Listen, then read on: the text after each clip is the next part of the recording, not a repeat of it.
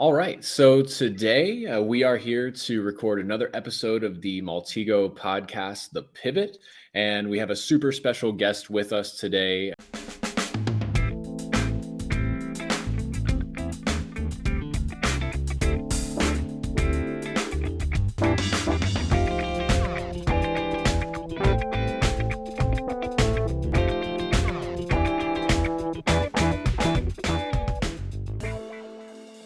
First of all, my name is Joe Ryan. I'm going to be hosting. I am the training manager here at Maltego. But more importantly than me being here today, we are super excited to have our guest, Julie Jones, here today. Julie is an expert in many fields, some of those including open source intelligence, investigating human trafficking, actually being on an international TV show. So there's lots of really cool aspects to Julie's career and background that I think we're going to be digging into today.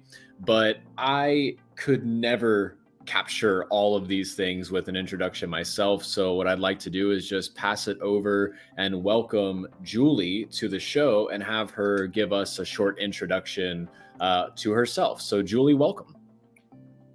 Thanks, Joe. I'm really happy to be here. It's great to be able to sit down and talk with you like this. I know we've had a couple of conversations, and I'm particularly excited about talking to you and being on this podcast because, as anybody in the OSINT industry knows, Maltego is a shining star in this industry. One of the tools I've used since pretty much I've been doing open source intelligence as a serious vocation rather than something that I've just been learning. So for me, this is a bit of a fangirl moment as well. So I'm really excited to be on here talking to you. So in terms of my background, it's I guess I've been doing this a long time, so around 25 years. So I've managed to cram quite a lot into that time. Started off as a police officer and went through various branches and various roles in the police fairly quickly. I was in the police for 10 years, and in that time I was 2 years in uniform, the way that everybody is, and then went into undercover work. So and this was in-person undercover work before the days of the internet and using covert methods online to do undercover work as I do more so now. But back then because I was mid-20s, tall, blonde, couple of tattoos and rode a motorbike, I was the one that they put out on the street as a hooker. So I was doing a lot of drug buying and being involved in that drug world at that time. And that was pretty interesting. We had a few interesting moments there. I think that probably the highlight of that role that I did was one occasion where we ended up being, we were trying to buy these, I was trying to buy these drugs, and my cover team was nearby. And at one point I managed to get the drugs and the money in my hand at the same time, which is exactly what you want to do when you're buying drugs from a criminal and you need it for evidence and you don't want to hand over the money. And anyway, long story short, I ended up on the hood of the car driving through a neighboring garden wall and hitting a house. So that wasn't quite the end of my undercover days, but for the most part it was, because I realized that was the second time I'd been hit by a car and it was getting a little dangerous. So that kind of led into some of the other types of work that I did, and eventually led me into the intelligence unit, which is where I developed my passion for technology and using the internet for investigating crime for the most part. From that point, and in that role, I was a field intelligence officer. So in that role, I was responsible for 3 different things. So I was the informant handler. So all the covert human intelligence sources in our detachment at that time, I was responsible for oversight and managing. I was also visiting sex offenders and potentially dangerous offenders in prison and doing interviews. And I was also managing our potentially dangerous offenders and our top 10 offenders in our detachment. So it was my job to go out into the community and always know where these people were. what they were wearing, who they were associating with, and basically just keeping a track on them so that we could start to predict crime patterns and also manage crimes that were already happening that they may be associated with. So really, really interesting and varied work. And I loved being in the police.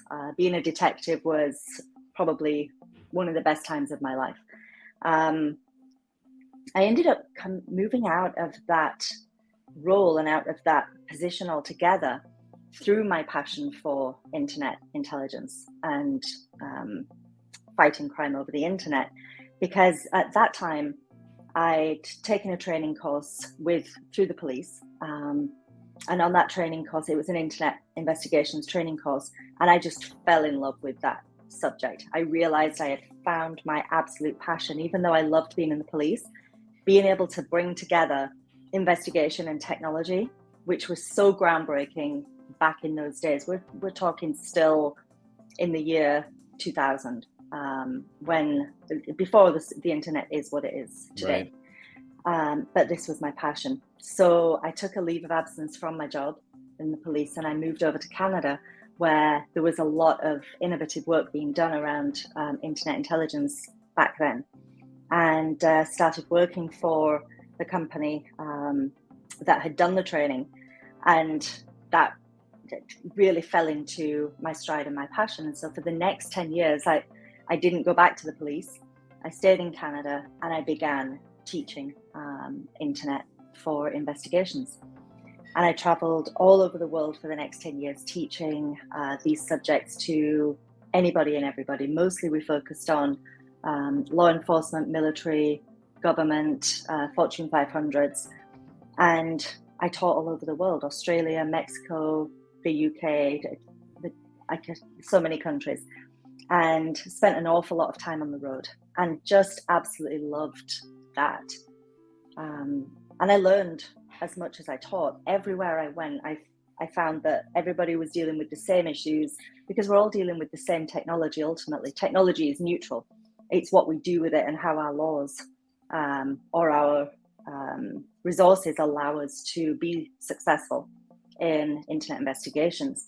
So wherever I went in the world, I figured out that, everybody's dealing with the same stuff, and here are the tools that could really help us get ahead. And so my passion grew, and I had a voracious appetite for this subject. And then that all changed again in around about 2015, when I got the call for the Hunted TV show. And I was just sat in my kitchen one morning. I had never heard of the show. I didn't know. I had no interest in being on TV. But I got the call from the producers at Channel 4 in the UK. And they told me about this idea that they had for a social experiment in the UK, which was, we've got this idea, this concept that as the UK is the third most surveilled country in the world, is it possible to live off the grid for 28 days without anybody finding you? Can you go completely dark and go completely offline and not be detected? So I was interested in this because at that time, it was the time when the government was enacting new legislation in the UK around the Snoopers Charter. So making ISPs more responsible and more accountable for the types of material that people were viewing at home. And this was in particular focused at child sexual exploitation and that kind of thing. So, but there was a big uprising in the UK against this government oversight, because people already felt that the government had too much control, and there was this backlash against invasion of privacy. So I really was interested in being involved in that conversation and how that was going to go, because the UK these days certainly tends to be a leader and a thought leader in terms of law and legislation when it comes to internet. So what they tend to enact does ripple out throughout the rest of the world. Right. So, and we're seeing that right now, in particular, and we may talk about this later, but around coercive control. which is a big part of the work I'm doing at the moment, different subject. But the UK has already enacted that legislation to make coercive control illegal, and other countries are starting to follow. So I talked to the producers of Hunted, and I agreed to go and do what we called Test Week. So that was everybody that they wanted to be involved would come and do, excuse me, everyone that they wanted to be involved would come and do a test to see whether this thing even was interesting or had any legs. So we went and did it, and it was a blast. We had the best time. It was so much fun. And they brought together these experts from all over the world. So we were in the production studios with all of these incredible people. And it was like a playground. We were given all of the technology that we wanted, but it had to be realistic in the UK. And we were given basically the powers of the state. So we were to imagine at that time that the fugitives that we were chasing were terrorists. And therefore we pretty much could do whatever we wanted as long as we used the correct legislation and the correct process to get that information that we needed. So if we wanted to go into somebody's house and we would have needed a warrant, we would have to go through the warrant application and submit that to what we called Gold Command. So there's always a lot of questions about whether or not Hunted is real. And this is something that comes up all the time. I can tell you that Hunted is as real as it could possibly be under the circumstances of filming a TV show. Right. So I ended up getting involved in Hunted, and that really changed a lot of things for me. I think the biggest area of change in that, and what led me to the next part of my career, which was writing my book, and then changing the focus of my business, was just the number of letters and the number of emails I got from people asking, and particularly young women asking, how do I get to do what you do? This is really, I've seen you on TV. There are very few female role models in this industry, in the investigations industry. It tends to be, and still is, males that have been police officers and that are now retired. And certainly back then, this old boys club, particularly in the UK, the old boys club is a tangible thing. Everybody knows that exists, and changes are being made. But back when I wanted to go back into investigations rather than do teaching, I really hit quite a lot of brick walls, because if you weren't part of the old boys club or you knew somebody in it that could get you inside, then you were effectively an outsider. And there was a very much us and them mentality. And I really wanted to break through that. I saw these young women and even young men, people that maybe hadn't come from a law enforcement background, but that had come from a technology background, but that were brilliant in terms of their ability to piece together an investigation. And I really felt like, the industry has space for both. It has space for people who are amazing at technology, because that's the future. And it has space for these old sweat detectives who really don't know an awful lot about technology, but bring, 30 years of amazing investigative experience. So I wanted to use the book to find a way to bring together those two opposing sides and help make the industry a little more comprehensive when it comes to skill set and knowledge, and also bring in the next generation of investigators that weren't necessarily going to be 30-year detectives, but that were going to maybe come from a background of either investigation in a different way, so maybe insurance companies, maybe somebody that had been a researcher or a librarian that had a really great understanding of technology and could learn the law, could learn the legal aspects under the mentorship of somebody that had been a professional investigator. So that was the focus of writing my book. So, and that was a great process for me. Again, it was like the TV show wasn't something that I thought I would ever do. I never intended to write a book, and I didn't set out to do that. It just happened by itself. So from that point, I then was fully back into the investigation world. I wasn't teaching full time anymore. I really wanted to get back to the front lines and start doing investigations. And I had made, through teaching throughout the world, I'd made a lot of connections, and I had built this really great network. And so people started sending these investigations my way, and I started helping out on specifically investigations that this time I was more passionate about, the things that I really wanted to pursue, which was investigations that had a real humanitarian element to them. I wasn't interested really in pursuing insurance investigations or even domestic violence type things. Anything with children, I set boundaries around the kind of work I really wanted to do that was meaningful. And that brought me to working more and more with psychologists, and particularly forensic psychologists, and then in the areas of cults and organized crime and human trafficking. So for the last few years, that really has been my focus. And now I would say I split my time probably 50-50 between teaching and training in the area of human trafficking and internet investigations, social media, the dark web, and doing active investigations in all of those areas as well. So that's a bit of a synopsis of my career and how I moved through all of that.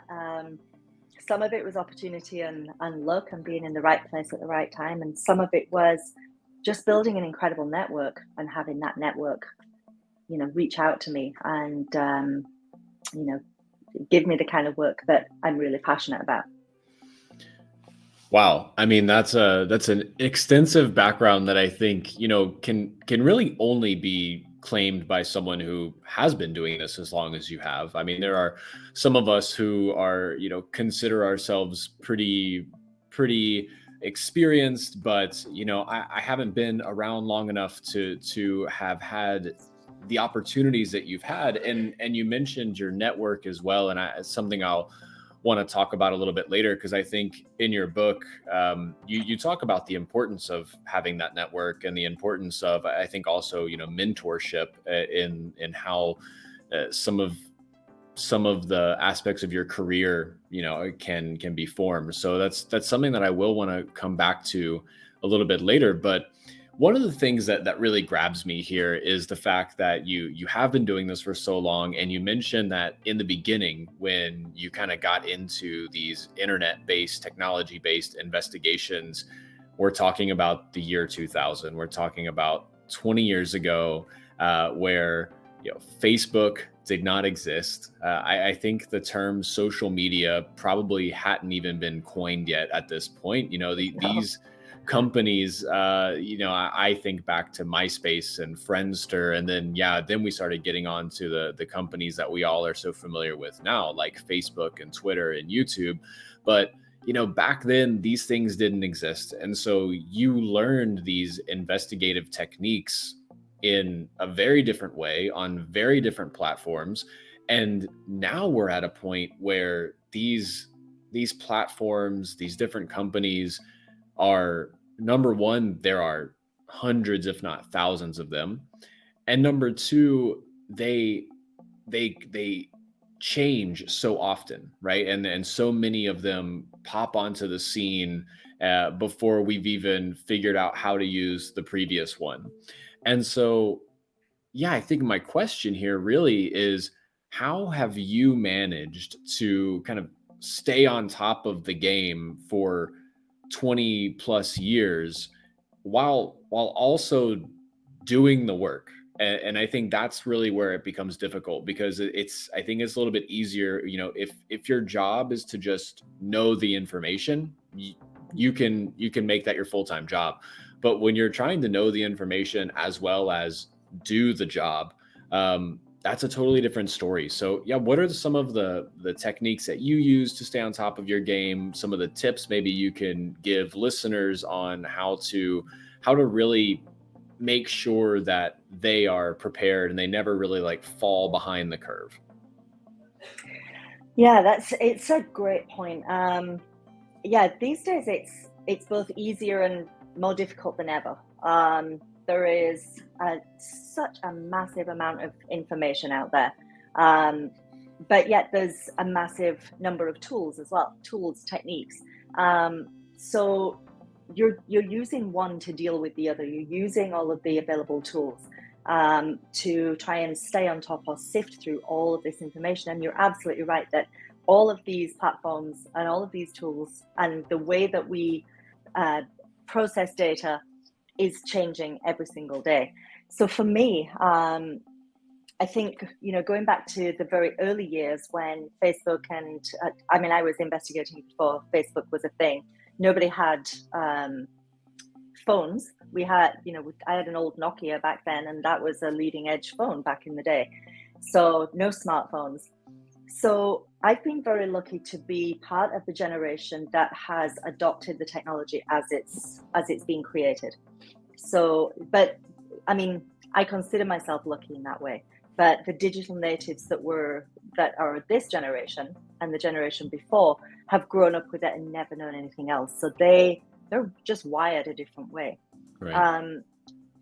So I don't know which is easier or more difficult for people to understand that there was life before this, and those human characteristics and those traits that everybody has still exist, or trying to come from it from a perspective that everything, or just about everything now, is technically driven in one way or another, and to try and understand the foundation of that technology and to investigate at that level. I think in terms of tools and the ways that I manage all of this, manage to learn and be a practitioner at the same time, I use every single possible moment to stay on top of the tools that I believe are current at that time. And the first thing to realize is that you are never going to know every tool. You're never going to stay on top of every technology. Back when I first started this, I called myself an internet investigation. I never used the word expert because I don't think you can ever be an expert in this, but I certainly was a specialist. Now, over the years, that has narrowed and narrowed and narrowed. You cannot be an internet investigation specialist because there are so many niches that every single one subject is a full-time career in itself. Right. So what has worked for me is to narrow my focus down to the specific thing that is my passion, the specific thing that I believe I can make most difference in and that I really enjoy. So that has meant saying no to more things than I say yes to. Mm-hmm. That's a big one for me. I turn away probably, I don't know, at least 50% of the investigations that come my way because, first of all, I can't do them justice. They're not the kind of investigations I can do anymore because I haven't focused on that specific kind of technology. One of the first questions that I think comes up for people is, do I learn to code?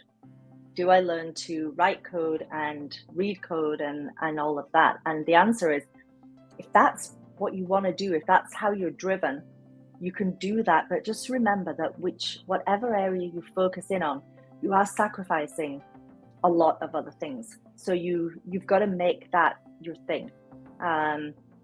If your thing is privacy and security over dark web investigations, then you have to pick that field and become really, really good at it, because there are a lot of general practitioners out there, and there are a lot of people that have really, really focused in on one field and become really good at that.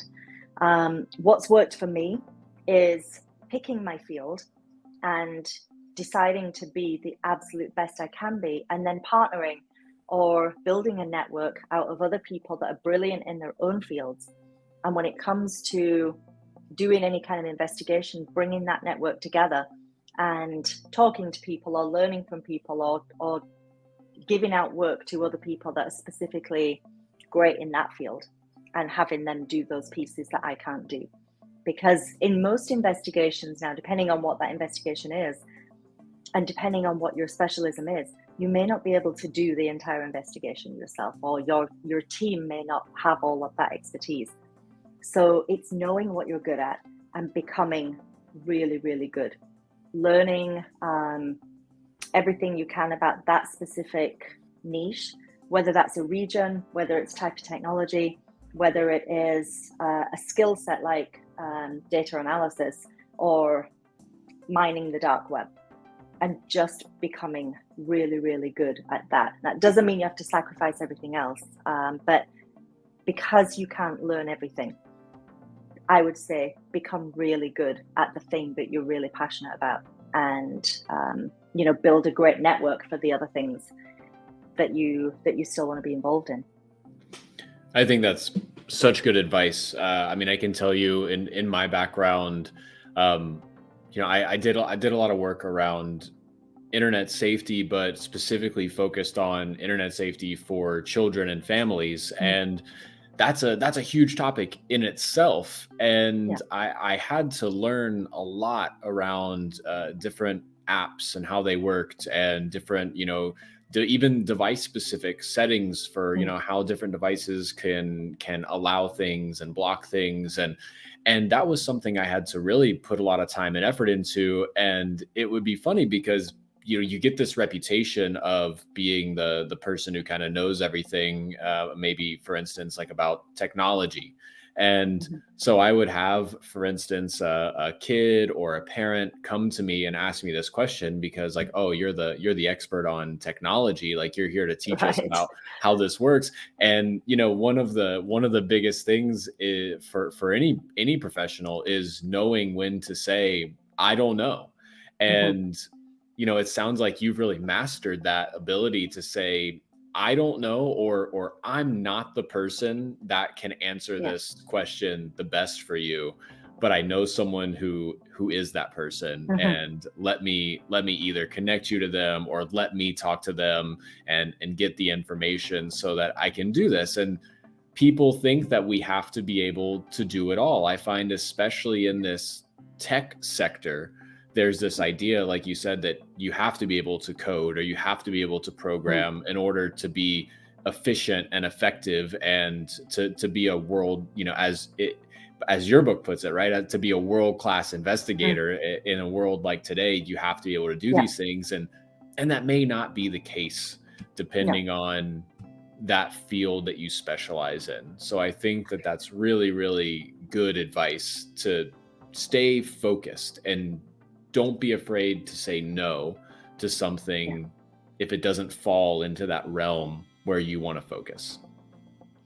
Absolutely. And I have always been a strong believer, and I still run my business this way, that I don't have competitors. I have either people that I work with or people that I haven't worked with yet.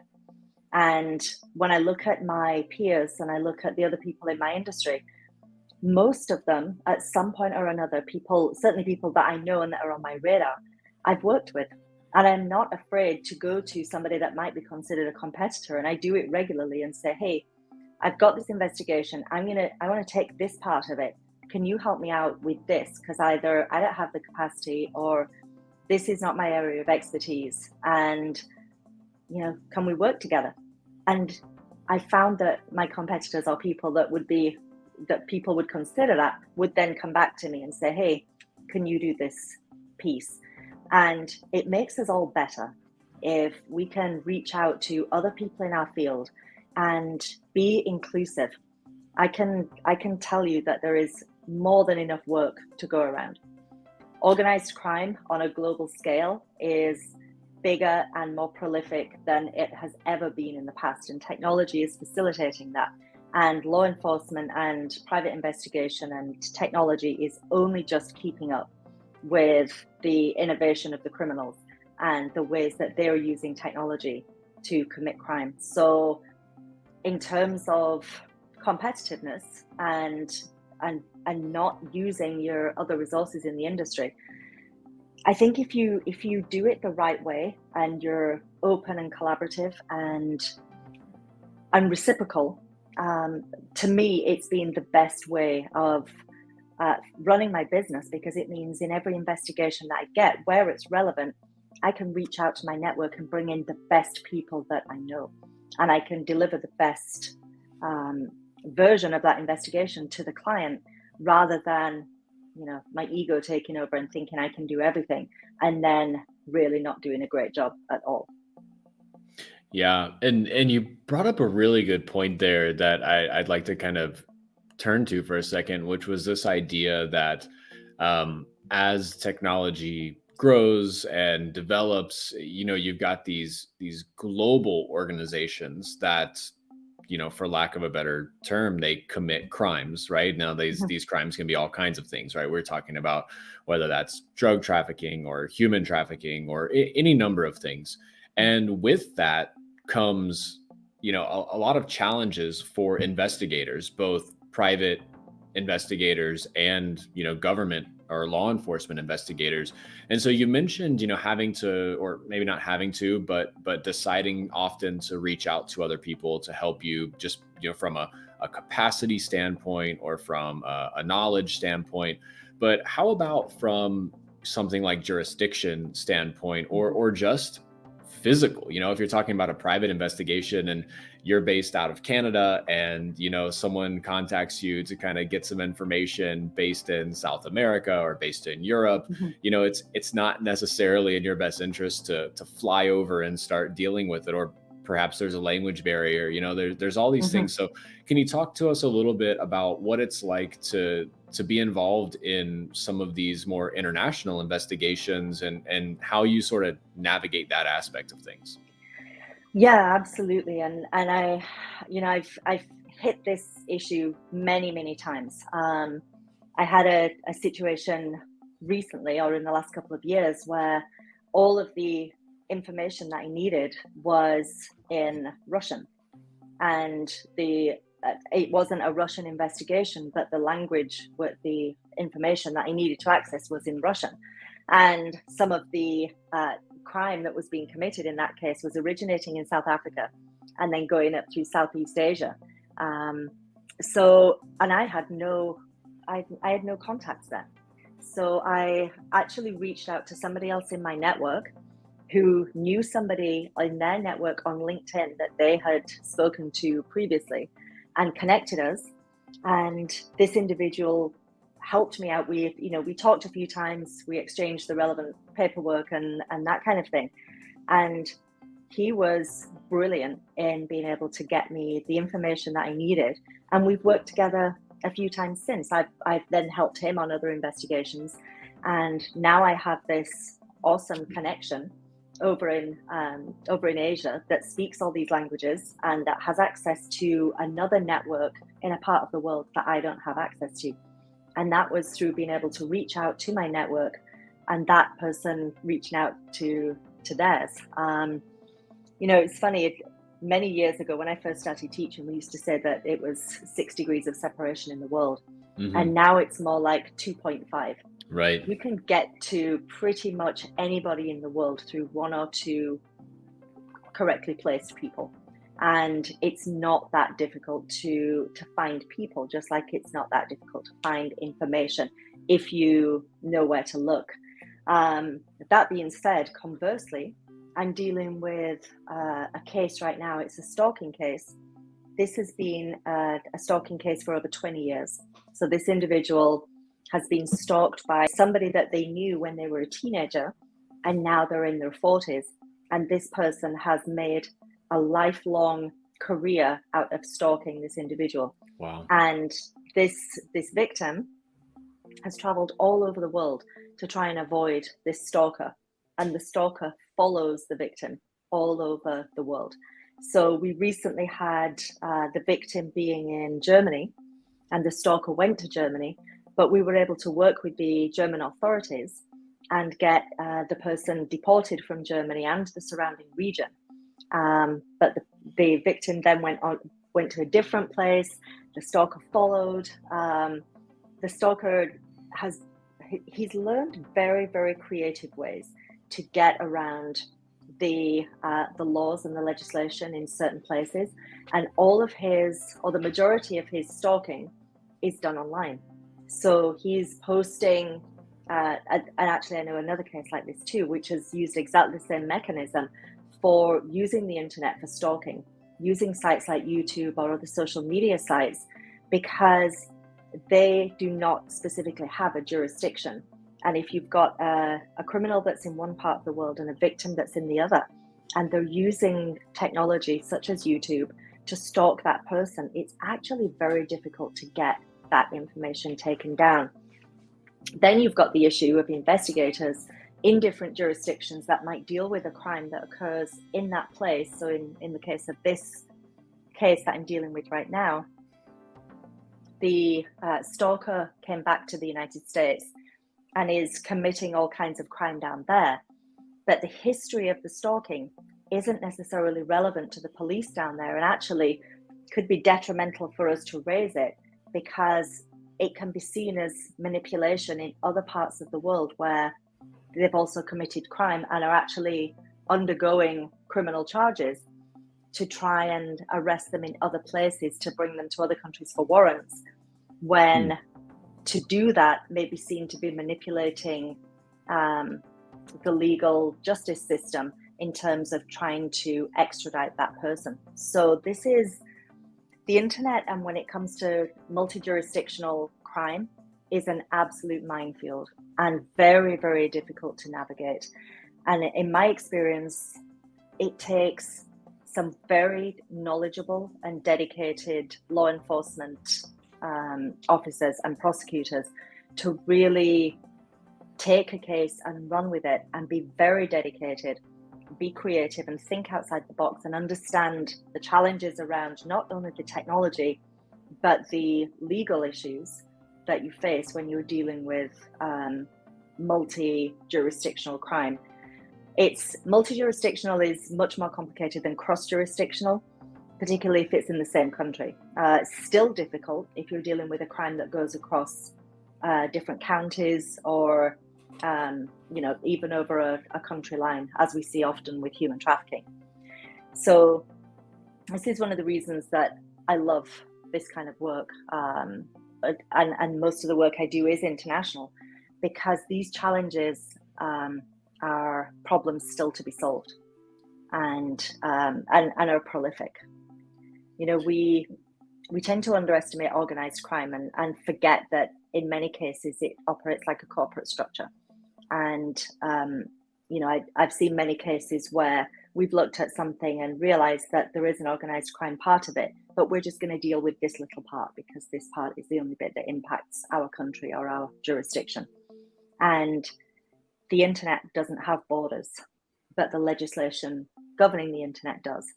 And so there needs to be some significant changes to that.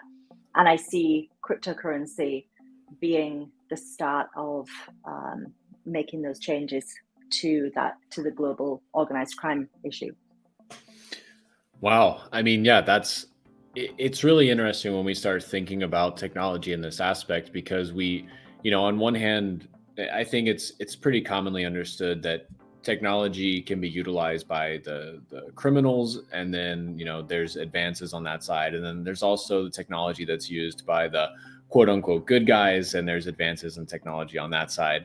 But one of the things that we don't often think about is just the way that technology changes everything. It's not that the bad guys made it that way. It's not that the good guys made it that way. It's just that these developments just inherently change the way that the world works. And oftentimes anyone who's been involved in law enforcement or investigations can tell you that the law takes a very long time to catch up to the technology. And there are individuals who do a great job of keeping up with it, but they're always going to be bound by what the law allows them to do, or even something we've seen for quite a while is what the law even considers necessarily to be a crime. Because how do you say that stalking was an online offense before the internet came around? So then you have now, okay, well, maybe this thing that this person's doing by law isn't technically considered stalking, so now we have to update the laws, we have to change everything just before we can even do the work. So it's a really interesting thing that you bring up there. And it makes me, so you've told us a lot about technology, you've talked to us a lot about the investigation side, but you mentioned already that you've traveled a lot and that you've taught people all over the world. And it makes me curious, we're talking about these things. It makes me curious, what are the things that you love talking about? Now, I can tell you that I've had the personal benefit of actually listening to you give some of these presentations. So it's been really, really nice on my side. So I have some idea of what these answers might be.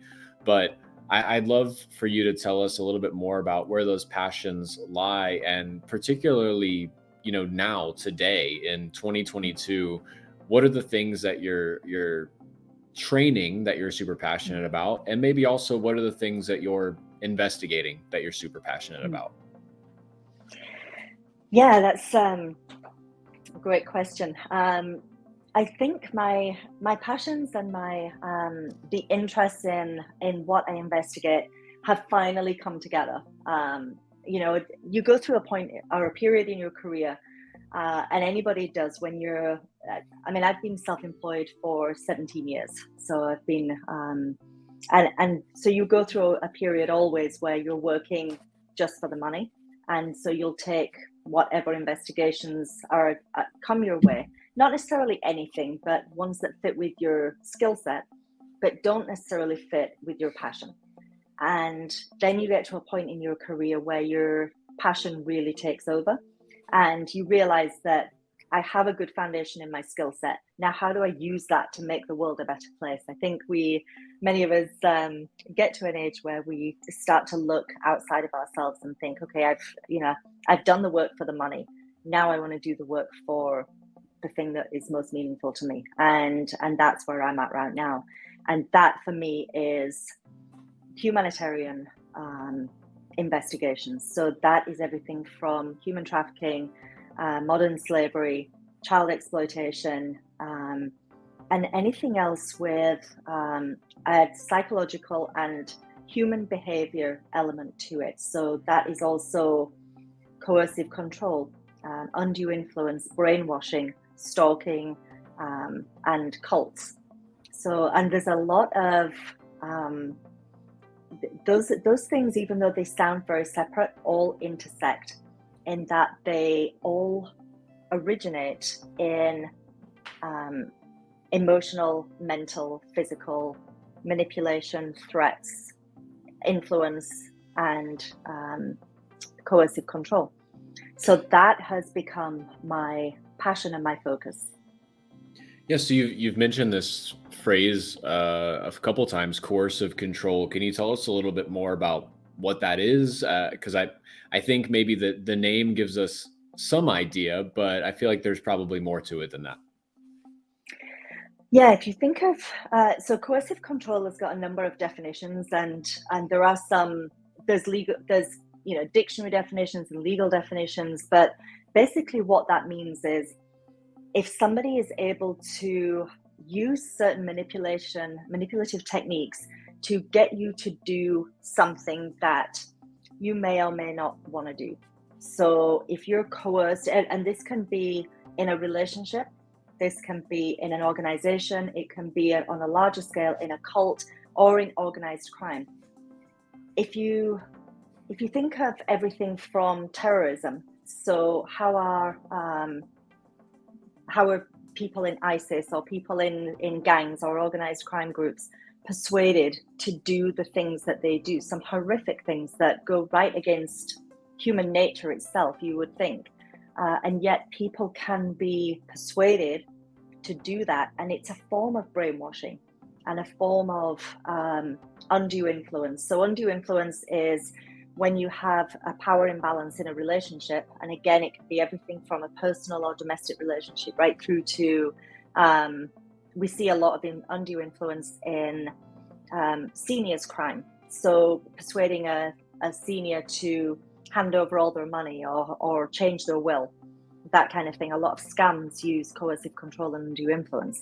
But when it comes to coercive control, it's a very subtle and difficult to detect thing.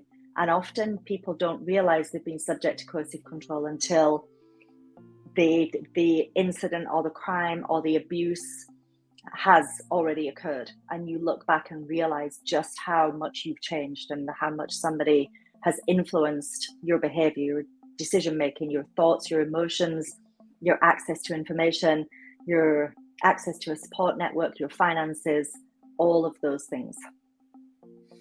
So one of the things you said really catches my attention. I mean, I know you said that coercive control, it exists in a lot of different domains. So it exists in organized crime, it exists in abusive relationships, but you also mentioned that it exists in the world of cults, which I think is something that we don't talk about too often. In the investigative world, oftentimes we're talking a lot about financial crimes or criminal crimes, criminal activity.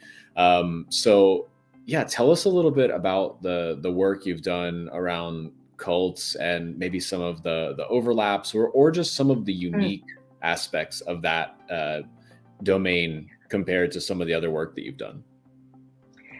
Yeah, so I started working with cults a few years ago, and this was through somebody in my network who is a brilliant man. His name is Dr. Stephen Hassan, and he runs an organization called Freedom of Mind. And he developed a couple of tools that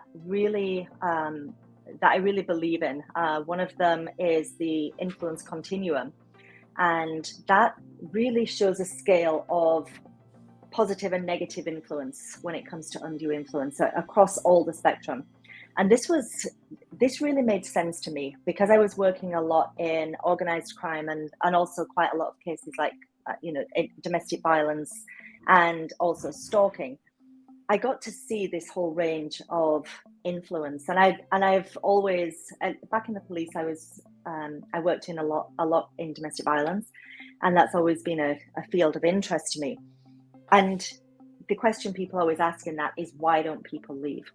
Why doesn't somebody in an abusive relationship leave?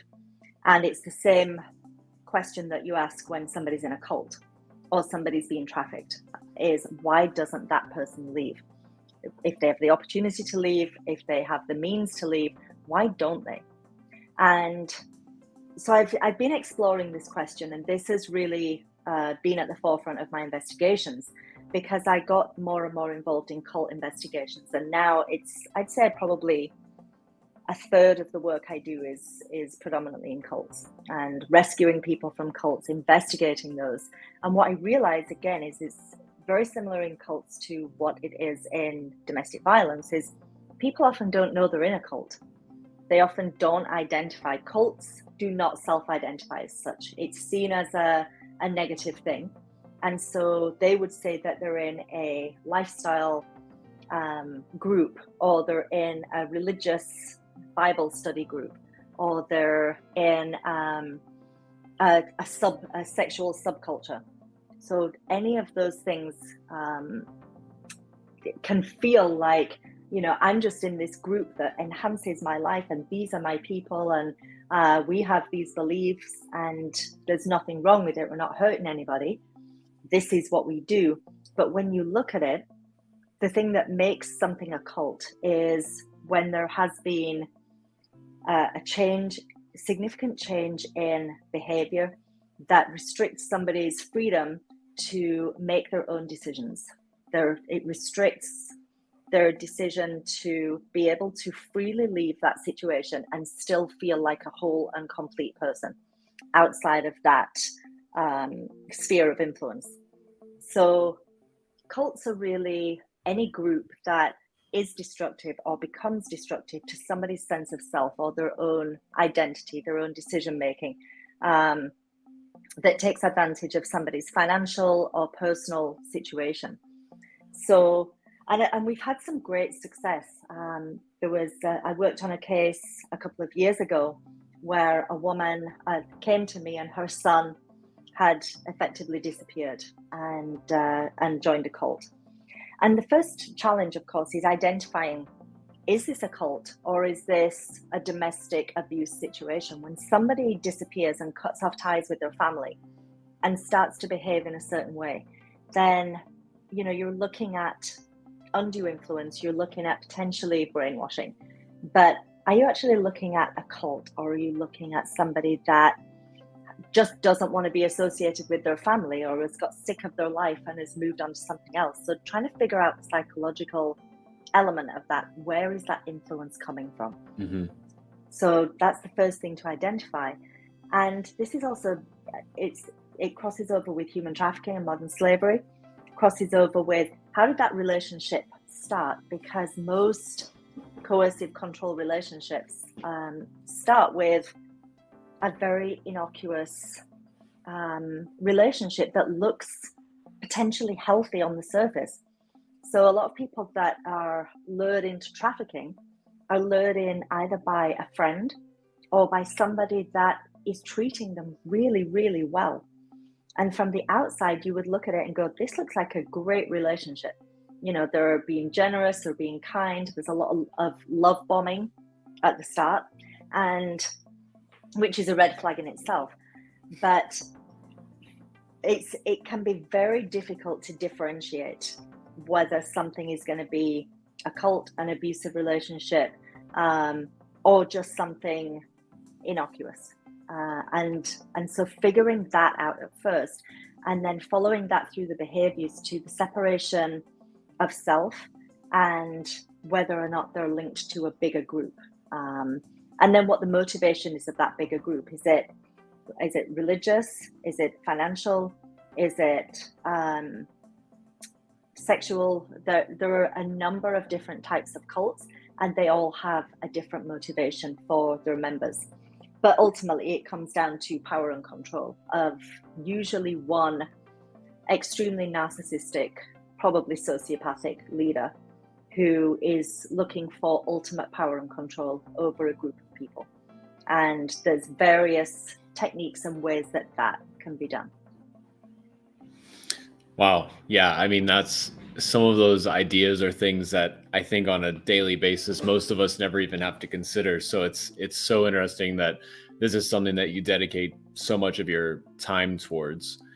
Mm-hmm. So I would say, first we're running a little low on time, and I kind of want to start to wrap things up. And Mm-hmm. I think it's without a doubt that you have some amazing experiences to share, and you've told us a lot about how you have taken this experience and used it to be where you are right now, and leverage that experience to be able to conduct these kinds of investigations, to do this humanitarian work. And I think there are many of us that are along the same lines, where whether it's for the purposes of advancing career, whether it's for the purposes of doing humanitarian work, we're always looking for, how can I get to that next level? How can I do what I need to do? And I feel like there's no better person to ask than the person who wrote the book, How to Become a World-Class Investigator.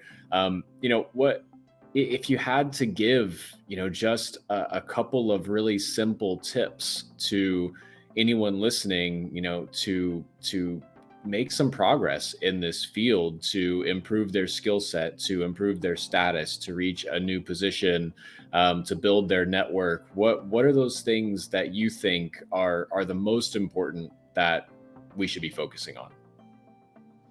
Yeah, I would say probably three things. First of all, identify your passion. In the work that you're doing, just start to pay attention to the thing that really lights your fire. What's the thing that you would do for free? What was the thing that when you finished your work day, you still want to go home and research? You still want to, that you could make a living out of. If you could only do that one thing, that is the thing that you would do. And there are, we're so lucky in this age. There is an abundance of information. There's YouTube videos on everything. There's training all over the place. There is more information, more training, and more resources than there ever has been. So if you're interested in something and you have a passion for it, just research it. Learn as much as you can about it. You don't always need a qualification in everything these days either. You don't need a certificate for everything, because people recognize that skills are built in abundance just by doing what you're doing and learning whatever you can find online. So I would say find your passion. I would also say build your network. Talk to other like-minded people. Join Discord groups. Join forums and groups. Listen to podcasts. Watch YouTube videos. And follow the people that are doing what you want to do. Look for those people. Figure out how they did it. Talk to them. Everybody is more accessible than you realize. And if you reach out in a polite way and not asking for something specific, but just for a conversation or a 10-minute Zoom, most people are amenable to that. I know I have always been, and I think most people are. And just learn. Never be afraid of learning, and don't be afraid of admitting that you don't know something. But if you realize you don't know something, go and find somebody that does, or go and find that answer and educate yourself. There is really very little excuse these days for not educating yourself on something that you need to know about. And that doesn't mean to say that you need to know everything. You can't. There's so much I don't know, but being able to find out what you need to know, or find the people that have that information, is a key skill in itself. So learn that skill. Don't be led by ego and pride. Be led by passion and thirst for knowledge, because that's what will get you ahead. Yeah, I think those are great. Following your passion, building out your network, always learning. I mean, these are things that I feel like can't steer us in the wrong direction. Mm-hmm. And what I really liked about what you said is that sometimes maybe we convince ourselves that there are barriers here. For instance, building out our network, that it's hard to reach out to people. It's tough. No one wants to talk to me. No one's going to talk to me or take the time. But you, I think, would be surprised when you start to send out those messages and you start to reach out to those people. You know, right now I'm talking to someone who's been in the field for 25 years, and you said yourself, I'm happy to talk to people when they reach out to me. So it's not like every person who's already obtained this like certain status is just going to say, who's this person messaging me? I'm never going to return that. They need to, climb the ladder themselves before I'm going to talk to them. I think it's great, this advice of just try it, just give it a shot. And, in my opinion, the worst thing that happens is they don't reply to you. And then you go on about your life, and it's the same as it would have been if you wouldn't have sent the message in the first place. So it has been awesome. I know we had so many topics that we could have continued to talk about for probably 2 more hours, but I think we covered a good bit already. And I just want to say thank you very much for being a part of our podcast today, Julie. I really appreciate it, Joe. Thank you for inviting me, and thanks for the great conversation.